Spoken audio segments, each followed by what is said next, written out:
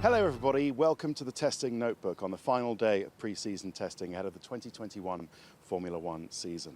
Now, usually on the final day we'd be looking at who's quick, who's not, be speaking to some more racing drivers, but that's not the program we have for you tonight. Tonight I'm joined by Martin Brundle to celebrate the life of our friend and your friend, Murray Walker, who died yesterday at the age of 97. We've got some photos to help us along the way, Martin, haven't we? And full name, Graham Murray Walker, named after his father, the motorcycle world champion, Graham Walker. And it was always motorcycles from an early age that were Murray's passion in life. Indeed, that's what got him into motorsport commentary, isn't it? We've lost him, bless him. Look at that, it's BRDC Cup, British Racing Drivers Club. He was, like Sir Stirling Moss, so proud to be a member of that club, and you never saw Murray without a badge on. But that's a typical Murray, cheery, glass half full face, isn't it? Always had something nice to say about everybody. Yep, born way back in October 1923. Served in the British Army's tank regiment during the Second World War with distinction. And then his first commentary at Silverstone in 1949. Incredible to think that. He did say that was it Spa or somewhere he went through first in a tank some decades ago when he first got to know it, that area. Yes, he used to go through the countryside around the back of Fania or something. So, I'm pretty sure I came down here in a tank in the war. I don't think he did, but he used to amuse us. And then started, of course, full-time.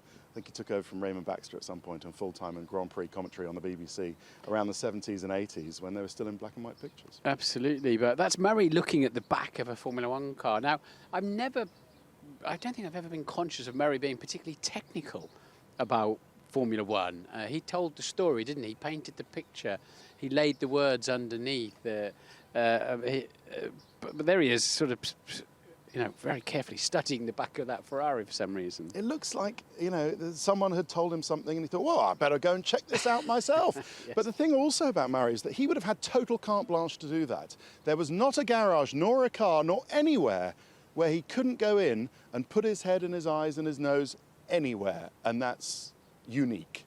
It is. I mean, he was a legend all through the paddock, and it wasn't about just in Great Britain. Obviously he broadcast around the world to English-speaking countries, Commonwealth countries, what have you.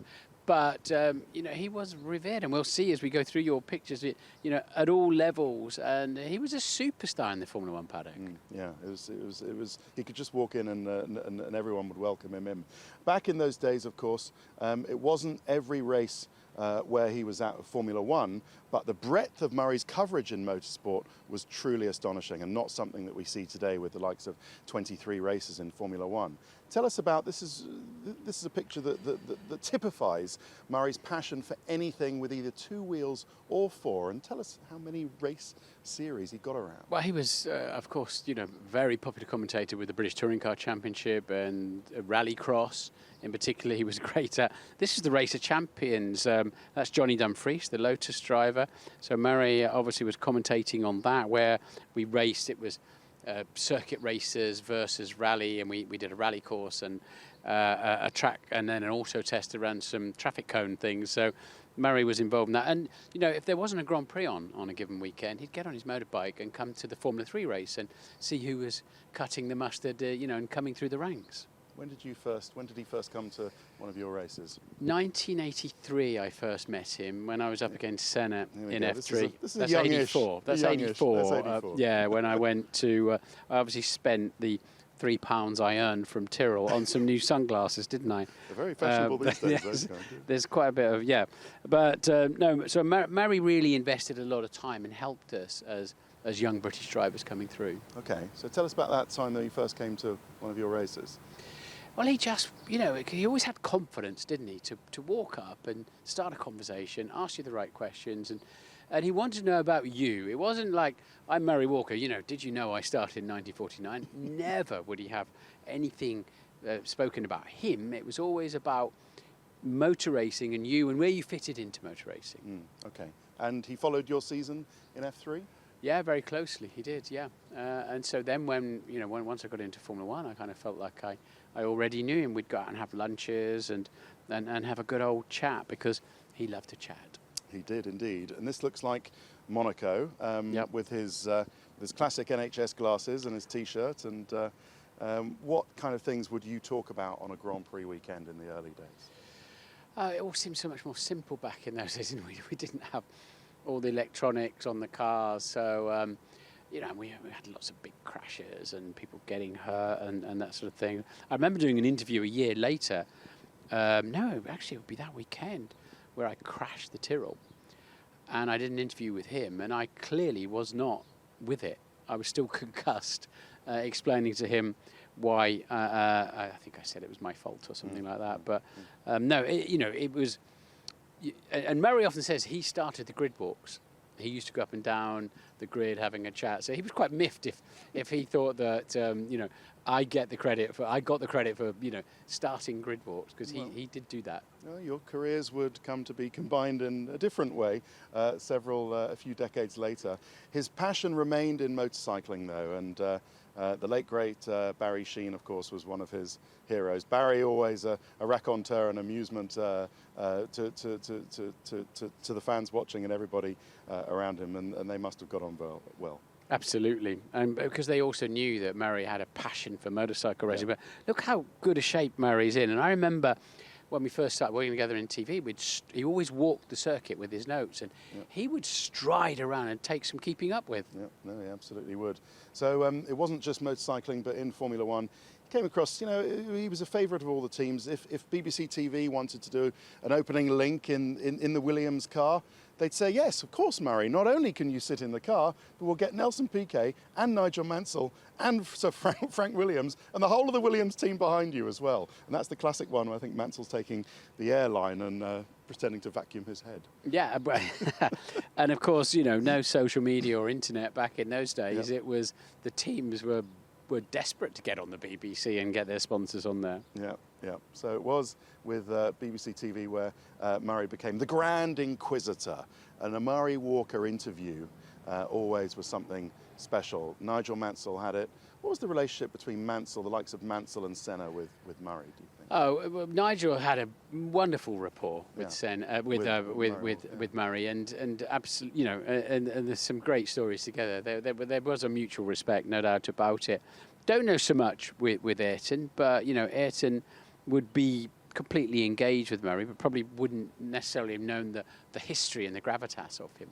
There was the classic story when Murray, having called him Ayrton Senna, for years, 1 year decided to call him, and here is Ayrton Senna, having been told by a Brazilian colleague, I think, that in Brazil they pronounce it Ayrton. And then, do you remember what happened next? No. Though he came in, Senna tracked him down after one practice session or something and said, Murray, why are you calling me Ayrton Senna? Suddenly, for once, come on, call me Ayrton Senna. And that's not a very good Senna accent, sorry. But he'd heard, and he wanted to say, look, it's fine if you don't, if you anglicise the pronunciation of my name. But Murray had an innocence about how he felt Grand Prix racing and races sometimes should be, and we felt that sometimes in some of the races that we did with him. And when he saw some of Senna's antics that maybe weren't quite as innocent or gentlemanly as maybe he might have thought, did he disapprove a little bit? Disapprove would be the right expression. Murray always pulled his punches. He sort of worked on the basis of, people prefer honey to vinegar, in terms of, he always had pretty much something positive to say. He'd have a moan about his relationship with James Hunt from time to time, and if he saw something on track and he was unhappy with, he would say so, but it was always wrapped a little bit in cotton wool. He made his point, but he never got personal with it. Okay. Moving on then, it was the relationship with Ayrton Senna. Murray was a regular, as were you, at the Autosport Awards at the Grosvenor House Hotel, and I remember that very keenly with Sterling Moss sharing a joke. So Sterling Moss, none of them with us Isn't that anymore. Ron Dennis? With my glasses on, I'm pretty sure that's Sterling No, Moss. you're right, it's Sterling. Okay. Well done. Just as well we can zoom in on these things. But it was with the BBC team and a small team at the time, Mark Wilkin, the editor, Alan Jessup, Bill Fivers, Nick Christodoulou there, that they travelled the world. They didn't always do every race live. Imola 94 was one that they were actually there for, but sometimes they'd be done off tube, but Murray was happy to do that. Well, it was hilarious, wasn't it? Because Murray would pretend he was obviously in Shepherd's Bush or somewhere, Yeah. and pretend he was there and talk about how warm it was. And James Hunt pulled him up and like, "We're not there, Murray." So there was a little bit of kidology going on there. But yes, they didn't go to all the races. Yeah, it was convenient for James Hunt living in Fulham to just pop along the King's Road and up to Television Centre. But I mean, let's talk about that pairing. Chalk and cheese, two more different men you couldn't really have. No, but that is the best ever Formula One commentary lineup, isn't it? Or one of the best ever sports commentary lineups, because they were so different. And you know, you see images of James sitting down with his microphone, with his back to Murray up, and with it because he wanted his diaphragm open.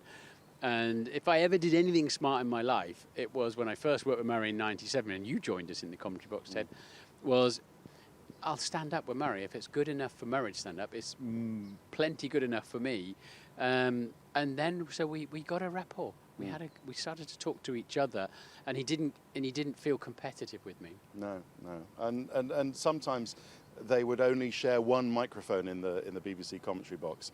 Some of the grandees of BBC Sport felt there was only ever going to be one person talking at once, and so there should only be one microphone. And Murray would have to jab at if James Hunt was talking, he'd pull at the lip mic cord, Yeah. almost pull it out of his hands, and Hunt would have to pull it back Yeah, much that he wanted the microphone back.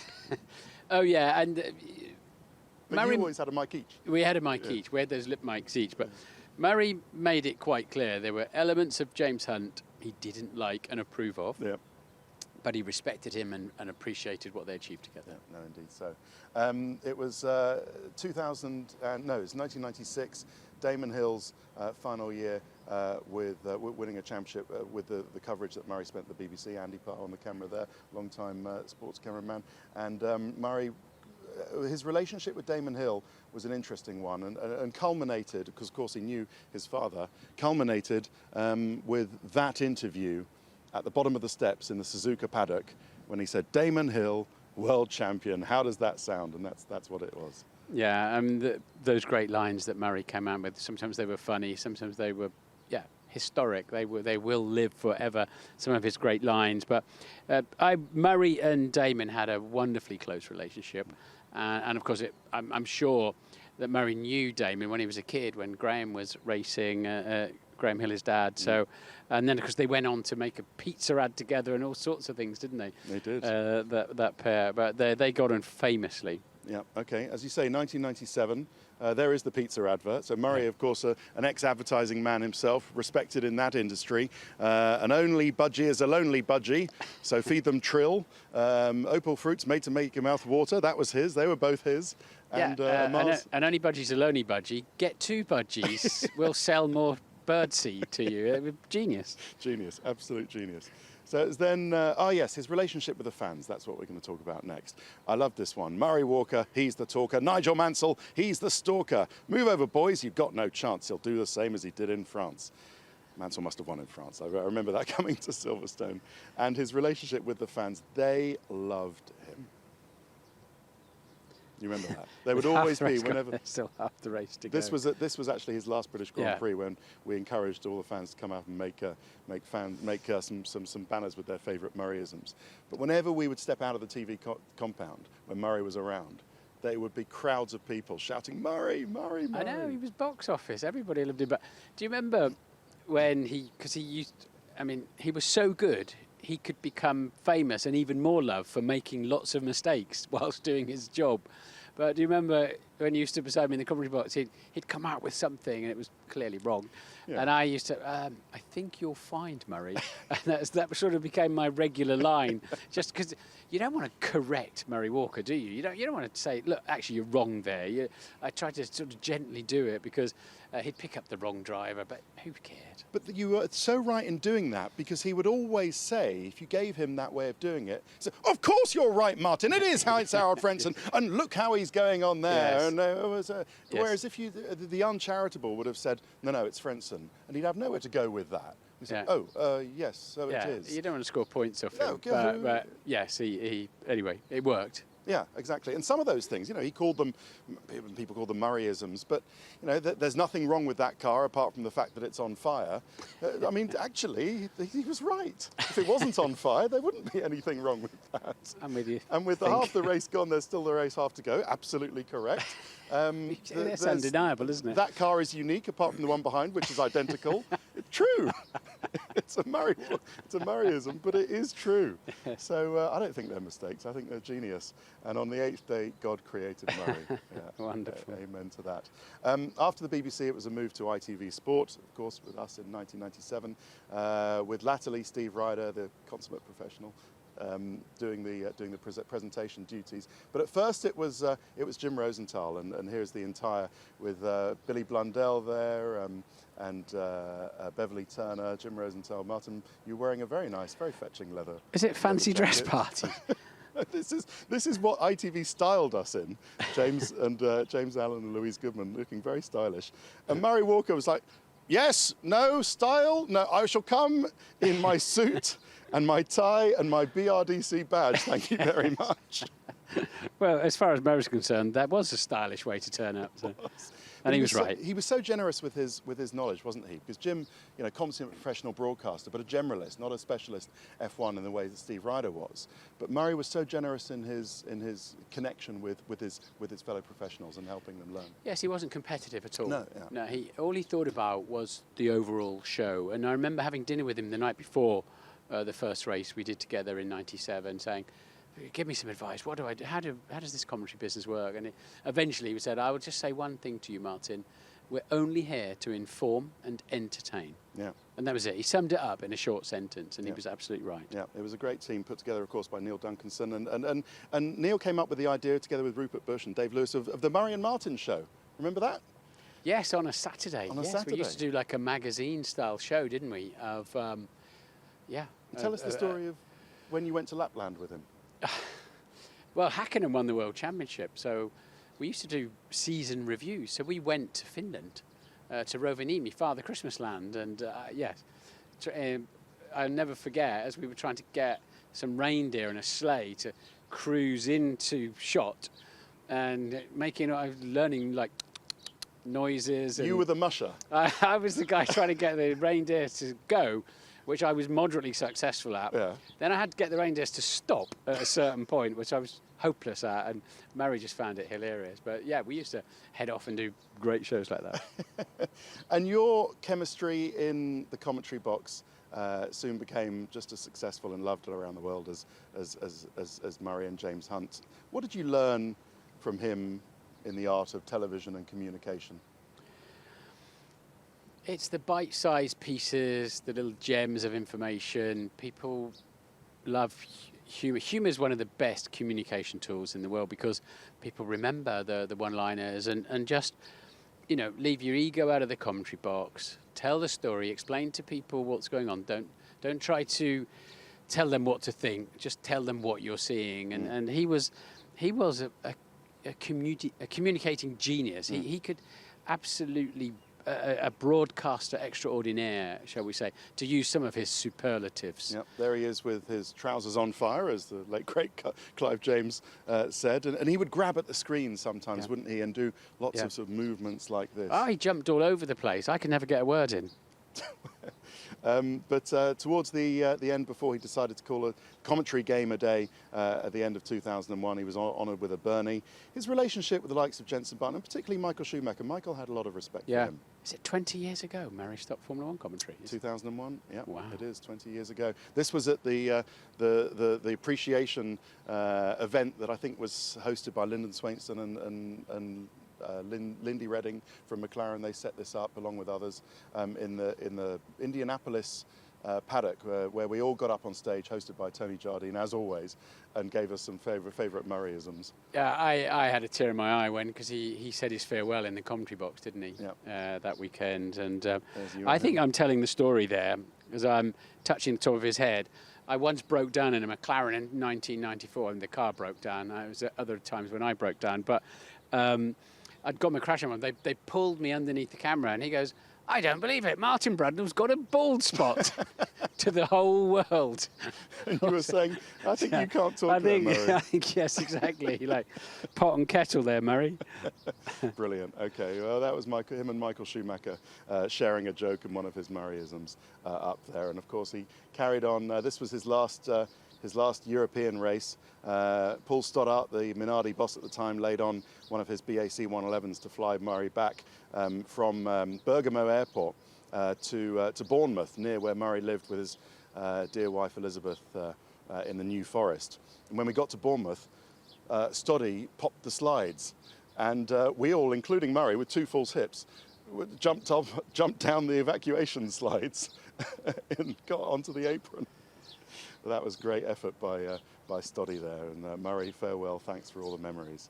But he continued to be, after his retirement from commentary full-time, a staple in the paddock. He'd always come to Australia. He was always a welcome guest here. You know, he had many fans, people who loved him in Australia. His commentary, your commentary, went out there as well, and of course with the late great Sterling Moss here, was always in Melbourne. Well, we've just lost Sterling as well, haven't we? I mean, Murray's got quite the grid to commentate on up there, hasn't he?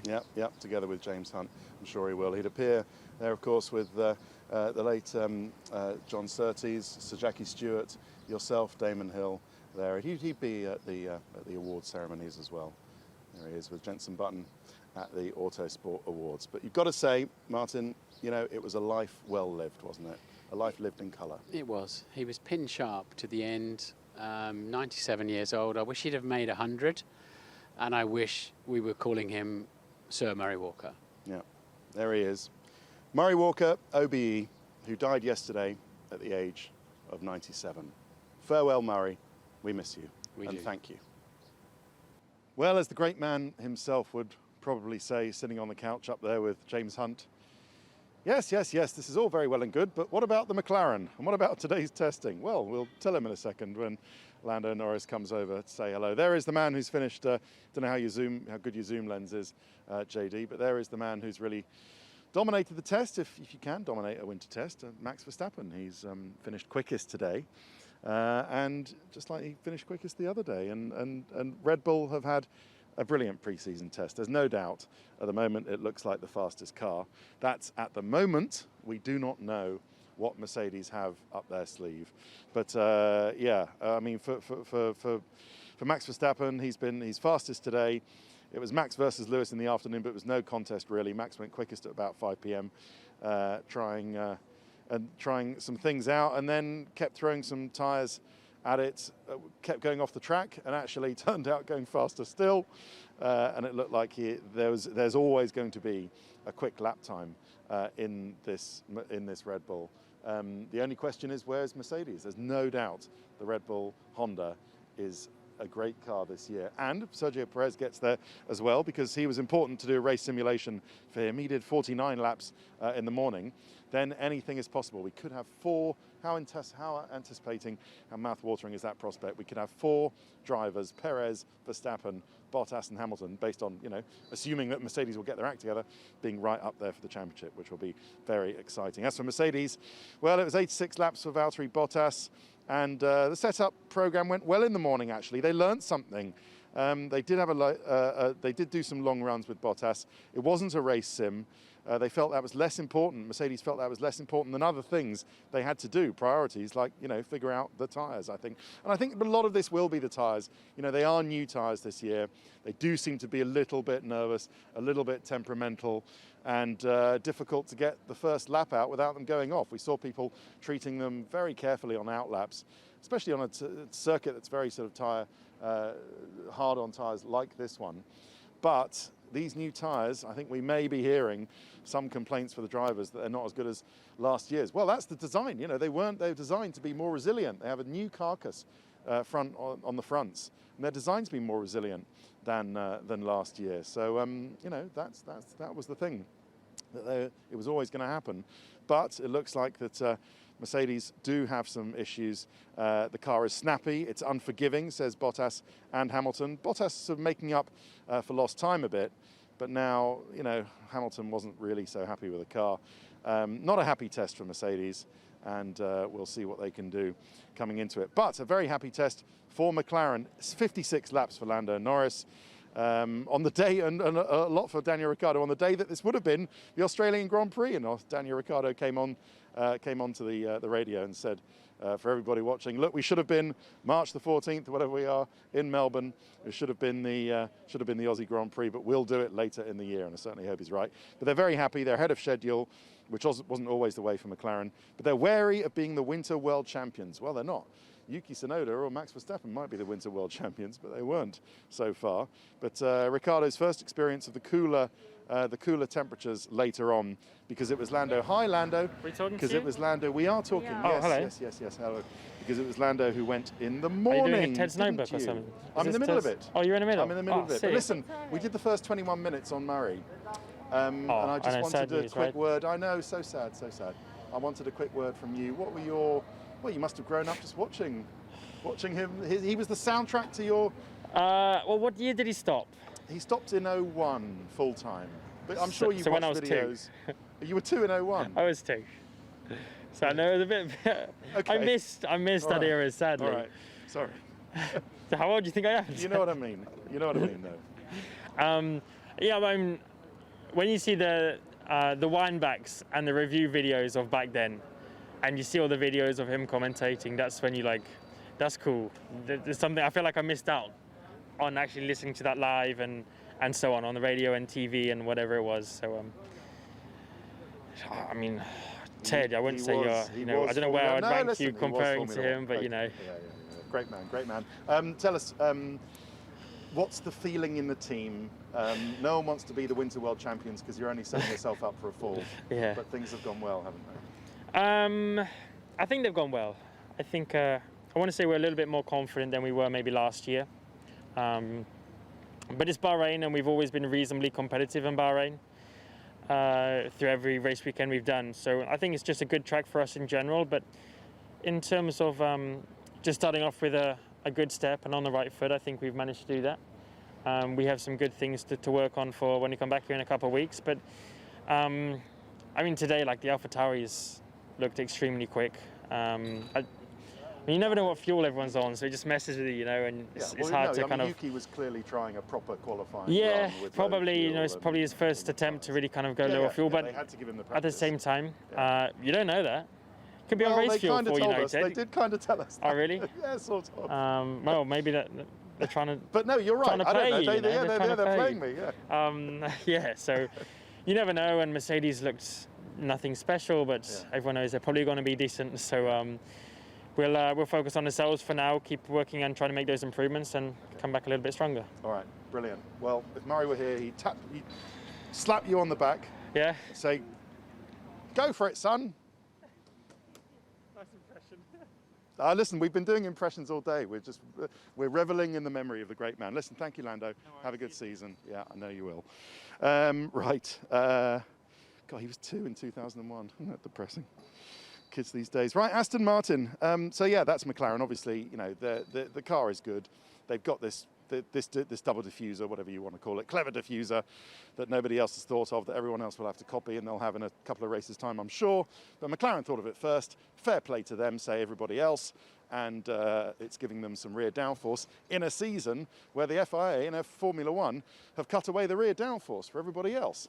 So, McLaren have found a way around it. And that's good to see, isn't it? Good to see some innovation out of McLaren again, coming back on the path to being a proper top team again. Aston Martin, well, listen, the car's still good, but they haven't had a great test, let's be honest about it.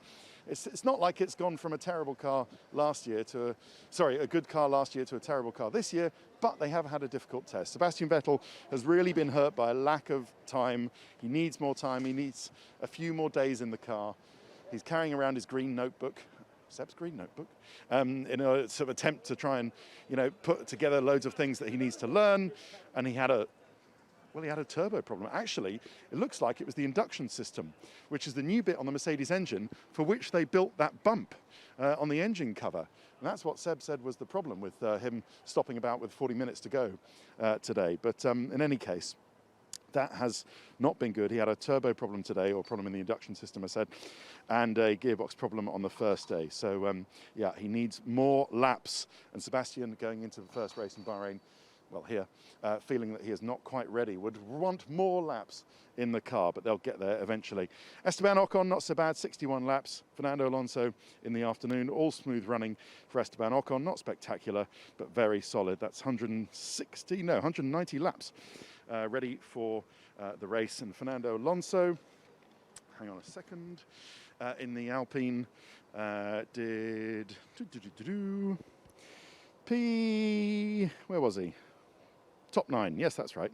9, just behind Sergio Perez with around 77 laps. So pretty good for Alpine. Don't know where they are in connection with everybody else, but not so bad. Sainz had a little problem. Ferrari, they seem to be probably behind Alpine, which is more or less where they were, I suppose, towards the end of last year, Ferrari. Sainz had a little hydraulic problem at the end, but he did a 29.6 to be solidly in the top 4 towards the end of the session. So that, again, was not so bad. Yes, he ended up in 3rd place, indeed, did Carlos Sainz. And AlphaTauri, as we touched on earlier, Yuki Tsunoda, 2nd place, and he was trying, as we touched on earlier with Lando Norris. They were doing a proper qualifying practice, and that's why he was throwing low fuel at the car, and low fuel in the car, and soft, super soft, C4 and C5 tyres. But that is a good test for AlphaTauri, and that is a very, very solid car. Alfa Romeo Sauber. And do you know what? Not so bad as well. I would put them in the bracket of people who had a good test, because we spoke to Jan Monchot, their technical boss, earlier. He said they're reliable. They have noticed the downforce loss. The cars have less grip, and the tyre has less performance. But otherwise, they got through everything they wanted to. And Kimi Räikkönen did a huge amount of laps today, 165 over. That's just over 3 Bahrain Grand Prix. So at the ripe old age of 41 or 40, Kimi is has done the hard yards today, and 4th quickest time for the Finn. So really not so bad. Haas was all about just getting the drivers comfortable. Good day for Mick Schumacher. Did some high fuel earlier on, and some race procedures too, because they wanted to give him the practice there.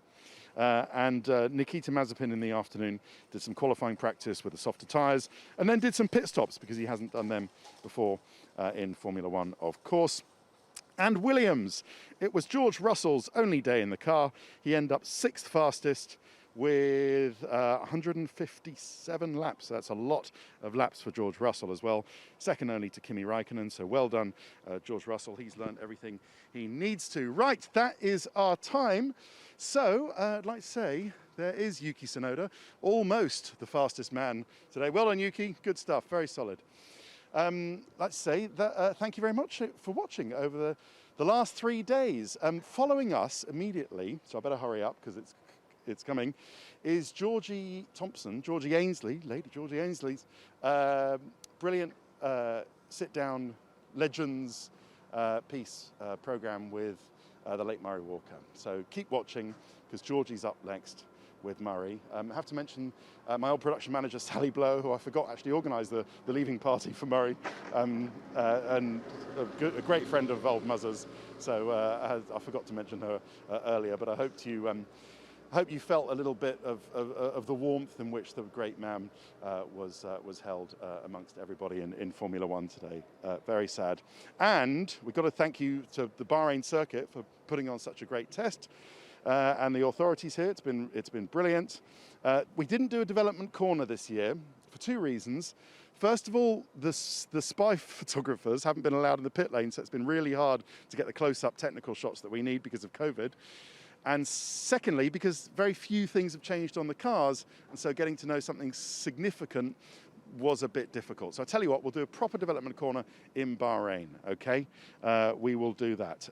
But we will see you. That is it for testing. Thank you very much. We'll see you for the Bahrain Grand Prix. 12 days' time it begins for free practice 1. So with Murray in our hearts and looking forward to another season of Formula One, we'll say thank you very much for watching the Testing Notebook, and I'll see you in a few days. Bye-bye. Sky Sports F1. Feel it all.